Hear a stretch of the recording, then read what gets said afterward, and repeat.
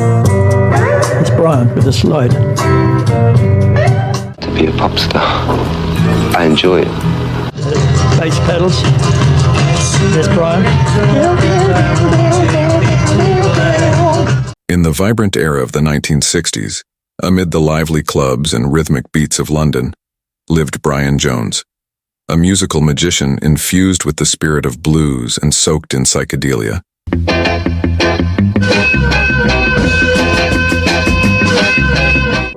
Let's introduce you stone by stone to the Rolling Stones. Come on, this me, my baby party, come on. I can't get started, come on. Hello, I'm Mick Jagger.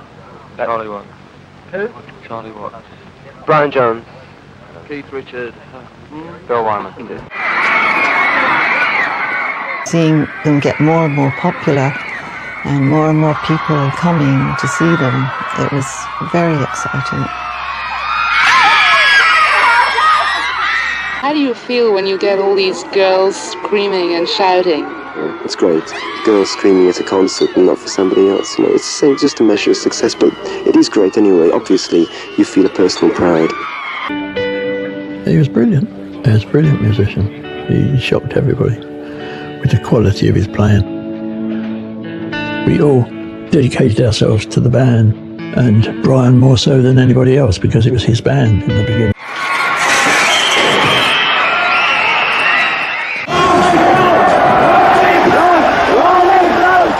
We were in a bloody tornado all the time. The band in 1963 played over 300 gigs. When you come on stage, a whole crowd just pour forward.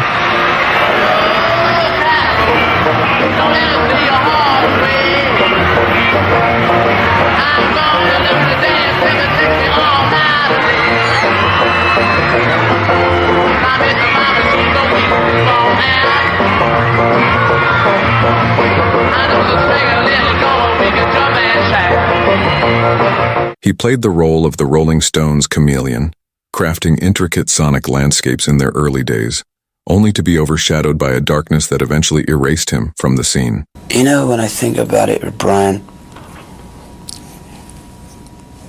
when we were slogging away with no recognition, just doing what we're doing, you know, and quite enjoying it, but with no great ambitions or anything, he was a great guy. It was very nice. Brian was a very nice guy. Brian was really nervous that night because he's walking in on a Beatles session. And I kind of thought he'd bring a guitar, you know, but no, he brought his saxophone. He was nervous to the point of sort of shaking a little bit. And he was like a ropey sax player. So I thought, aha, we've got just the tune. He was playing guitar at home, but he was not really composing because I think he was not sure of himself. He wasn't sure that he was right. He wasn't sure that what he was doing was good. And he had nobody around to tell him to go on, you know, to do it. You mentioned that he did something with Jimi Hendrix. Yes. Some playing. Yeah. No one knows that. What do I say?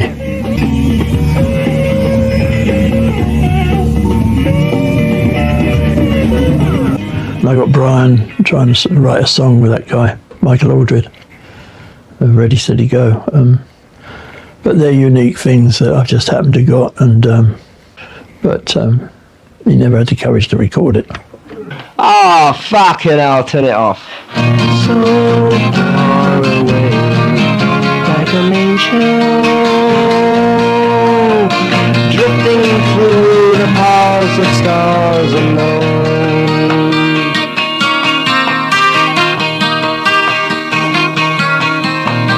I'd read all her likes and dislikes, her story of success. And Brian, it's Brian with the slide. In the midst of this, Little Red Rooster stood as a testament to Brian's love for blues. They had two different ideas of what they wanted to do. Brian loved Howlin' Wolf and he wanted to stay as a blue group. Andrew wanted them to be pop.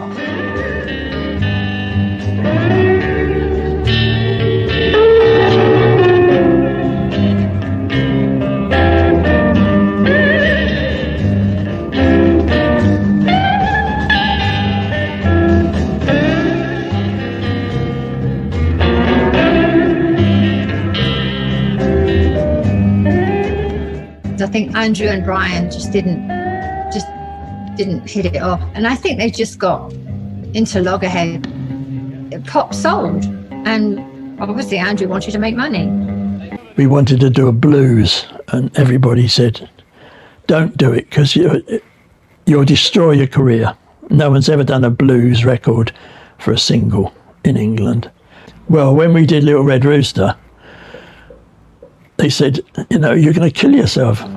It came out on the Friday, and on the Monday it was number one. What is anybody else doing?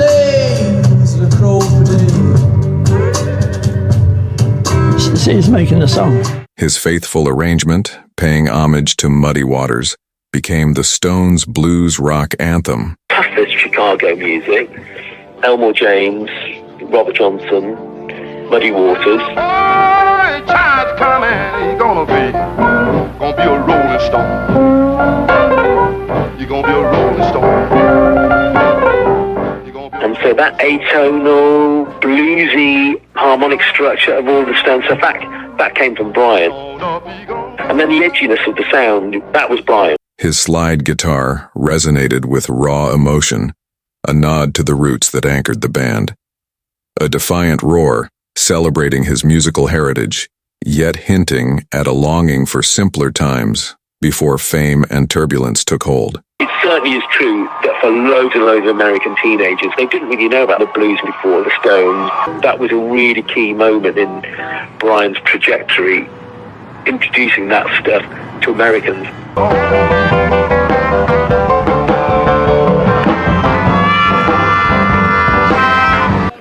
Say hi to Brian. Brian is one of the writers of most of the things, right? No, I'm not actually. Well, I'm not really a writer. We do write a lot of stuff together. It comes out under the Nankerfeld pseudonym, but Mick and Keith write more than any of us. See, the trouble was, by 1963, when Mick and Keith were writing songs and all that, Andrew was trying to promote Keith and kind of dismiss Brian, get Brian out of the way. And so what he did was he stopped me, Charlie and Brian from doing any interviews with any of the newspapers, any interviews at all, and gave them all to Mick and Keith. Writing the songs that you write, do you sometimes think that you have a special inspiration for the way that you... Well, you better ask about writing songs. Address those questions to Mick and Keith, because they'll tell you more about it. I'm talking to Keith and to Mick. Oh, yeah. These are the two that are supposed to be all the writing talent. You fellas get together and do most of the writing, right? Yeah, that's right. Yeah, there's a lot of it. Some of it. Do you have a particular inspiration for some of your songs that seem to springboard them out? Well, I don't know. Ask Keith. I don't really think so. No, it just happened. Mick ruled the roost as far as what they were going to play and the fact that he could write music and Brian couldn't. I think there may have been a little jealousy there. The fact that Mick and Keith were so close.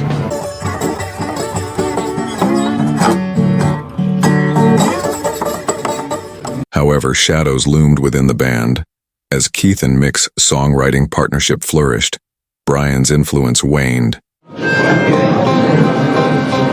They were all a little weary of Brian, because he could be kind of moody. But I think they put that on him because he was supposed to be the leader and he was no longer the leader. I understand Brian because I think he was a lost person. No matter what anyone says, rock on. Bass pedals. Yes, Brian.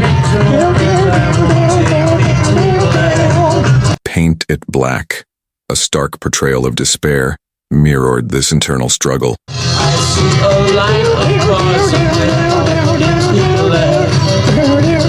Wheeler Keith crafted the main riff. It was Brian who brought in the haunting sitar melody, imprinting the song with his distinctive, sonic brushstroke keys. A cry from the depths, foreshadowing the darkness that awaited him. see a red door and I want it painted black. I only saw him, yeah, and heard him. The sound was what I was connecting to, and it was the harmonica and the slide guitar. The first time I'd ever heard that kind of music or felt that kind of feeling, it was just amazing. Yeah, a whole new feeling came over me that I'd never felt before. He was doing all that stuff without asking even. He'd pick up a flute or just anything that was handy and just create something out of it which wasn't there originally, and it embellished the song so much that it became the catch. While the sun is bright,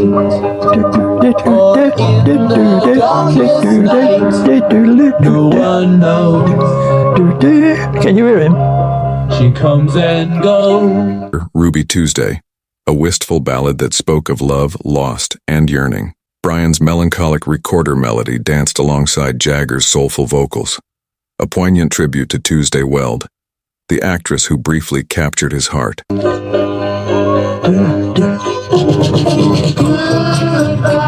He just finds a flute, and he finds a little thing he can play on it. Woven into the bluesy fabric of the band, it became a timeless masterpiece, forever marked by Brian's artistic touch. Or in the darkest night, no one knows. To be a pop star, I enjoy it, with reservations, but I'm not really sort of satisfied, either artistically or personally.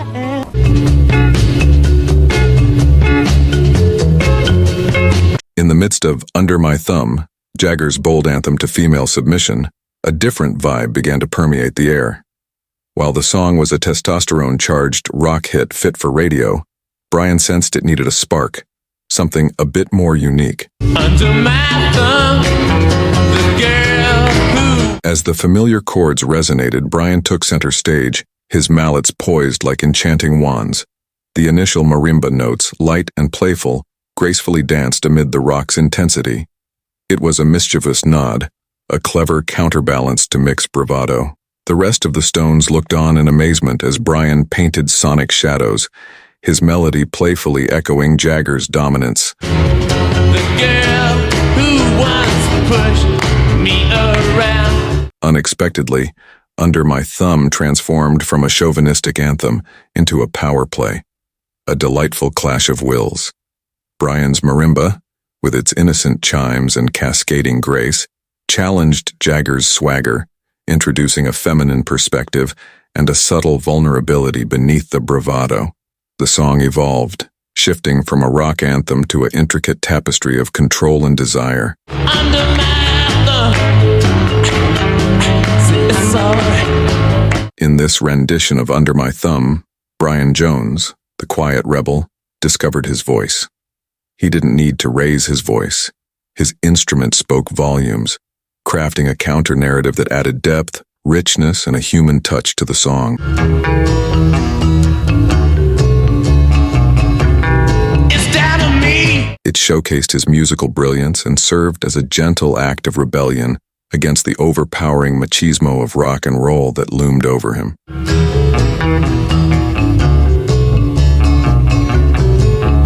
Thus, Under My Thumb, initially a song about dominance, morphed into a celebration of the silent power of individuality. He's under my thumb. Yeah, it's all right. The elegance of subtlety and the indispensable contribution of Brian Jones. He, the alchemist, enchanted the Rolling Stones' music with magic, one wooden note at a time.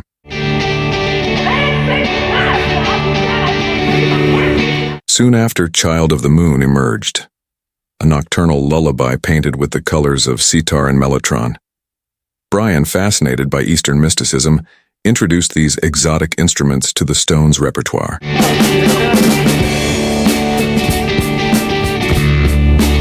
The hypnotic sitar refrain, skillfully played by him, became the song's defining feature, transporting listeners to moonlit deserts and starry dreams. It was a glimpse into Brian's inner realm, a world balancing on the verge of brilliance and turmoil,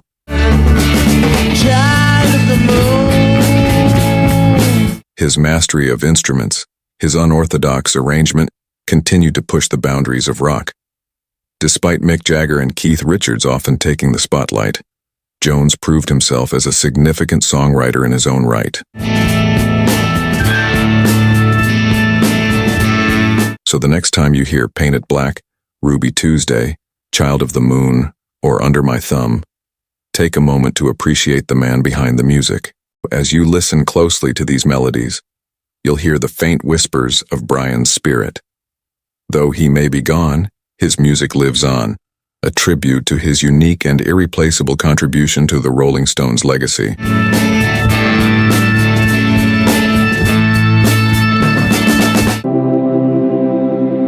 He was just gone. Well, he wouldn't turn up half the time. When he did turn up, he was not in any condition to do anything, to baby him. No, it was very sad. Brian Jones, the pioneering force behind the Stones' sound, departed too soon. It was a very, very difficult decision to make. This is someone that you spent the beginning of the band with, and I mean, it was horrible. Yet his musical fingerprints endure in these songs. They speak of his brilliance, passion, and internal struggles. They echo the essence of a lost soul who painted the Stones' canvas with vibrant yet tragic hues, reminding us of the ephemeral beauty of a genuine musical alchemist.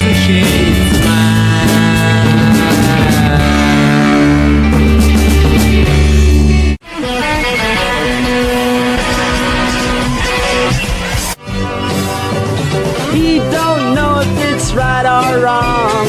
Maybe he should tell someone. He's not sure just what it was, or if it's against the law. Something